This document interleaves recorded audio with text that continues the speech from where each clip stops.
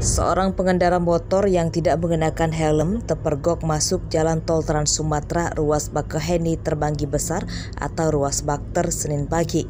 Pengendara motor di jalan tol ini pun direkam oleh sejumlah penumpang mobil yang melintas. Pengendara motor yang masuk jalan tol ini ditangkap polisi PJR Polda Lampung. Tersangka berinisial DP, berusia 17 tahun, seorang pelajar SMK di Natar, Lampung Selatan. Dari hasil pemeriksaan polisi, tersangka DP masuk tol melalui gerbang tol Bakauheni Selatan tanpa kartu tol.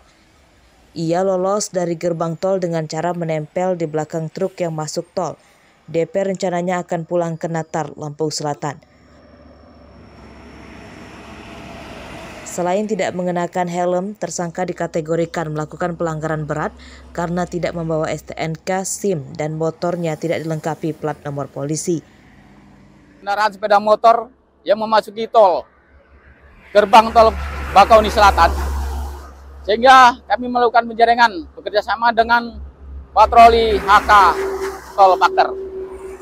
Setelah kami dapatkan dan kami cek, ternyata pengendaranya tidak memiliki SIM dan tidak dilengkapi dengan STNK.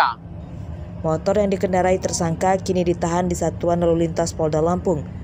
Polisi menduga motor yang masuk jalan tol itu diduga hasil kejahatan. Sebab saat diinterogasi, motor tersebut diakuinya bukan milik orang tuanya, melainkan meminjam dari temannya di Bakauheni. Haris Susanto melaporkan dari Lampung Selatan.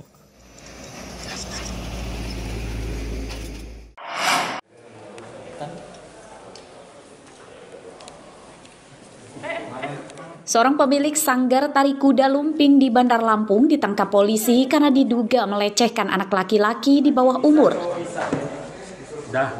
Tersangka berpura-pura mengajari korban tari kuda lumping, lalu mengancam jika tidak menuruti keinginannya, korban tidak diperbolehkan ikut kegiatan kuda lumping lagi. Tersangka berinisial RS, pria lajang berusia 35 tahun, warga Tanjung Karang Barat, Bandar Lampung. Polisi masih menyelidiki kasus ini untuk mengetahui ada tidaknya korban lain. Ketahuan. Dari dulu begini. Terduga melakukan asusila kepada sesama jenis berawal dari bujukan pelaku terhadap korban untuk melakukan tari kuda lumping di rumahnya. Setelah melakukan tari kuda lumping tersebut, program diancam kalau umpamanya tidak dilakukan, dia tidak mengajak lagi kuda lumping, sehingga korban melakukan pelecehan tersebut terhadap sesama jenis anak berumur 15 tahun. Polisi menyita barang bukti berupa pakaian korban dan hasil visum bukti kekerasan seksual korban dari rumah sakit.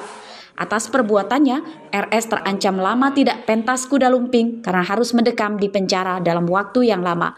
Polisi menjerat RS dengan ancaman hukuman 15 tahun penjara. Robi Laste melaporkan dari Bandar Lampung.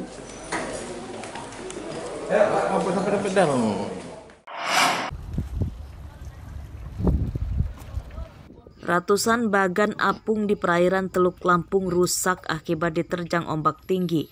Sebagian bagan bahkan hancur dan roboh, tidak dapat dipakai lagi untuk menangkap ikan di laut. Nelayan yang bagannya rusak diantaranya Bedu Remang dan Sumarno, warga Teluk Betung Timur, Bandar Lampung. Bagan mereka rusak dan kini telah ditarik ke pantai supaya kerusakan tidak bertambah parah. Sudah sekitar sebulan ini para nelayan tak melaut karena bagannya rusak. Menurut mereka, ketinggian gelombang di tengah laut mencapai 3 meter disertai angin kencang. Karena iya banyak bulan kemarin ini sekitar 30-40 bagan hancur. Ini pada digeletangi semua. Nggak bisa bangun lagi. Hancurnya kenapa, Pak Haji? Kena ombak. Nggak bisa dibangun lagi. Kalau nggak ada 20 juta, 25 juta nggak bisa jadi bagan lagi. Anginnya kencang benar. Sama namanya kan kalau angin itu kan galur itu jadi gini. Kalau udah kena galur pasti yang bagan-bagan yang udah kurang kuat mah pasti tumbang dia, jadi lumpuh lah. Sebagian yang nggak bisa didandan banyak, tapi yang masih bisa dioperasi masih bisa juga banyak. Sudah berapa? Selain tak dapat penghasilan, para nelayan bagan juga menderita kerugian hingga puluhan juta rupiah. Perbaikan bagan diperkirakan mencapai 25 juta rupiah per unit. Para nelayan pun pasrah pada cuaca ekstrim yang melanda perairan Laut Lampung dan berharap dapat segera normal kembali. Arsadi Saputra melaporkan dari Bandar Lampung. Buaya masuk ke pemukiman. Ini mungkin mau makan. Seekor buaya besar naik ke daratan dan mendekati kandang sapi di pinggir sungai Desa Sudimoro Bangun, Kecamatan Waisemaka, Tanggamus, Senin siang. Kemunculan buaya ini menggegerkan warga sekitar. Berarti pindah ke belakang wae. Suramin, pemilik kandang sapi, mengatakan buaya sepanjang sekitar 3 meter itu berada di dekat kandang sejak Minggu malam.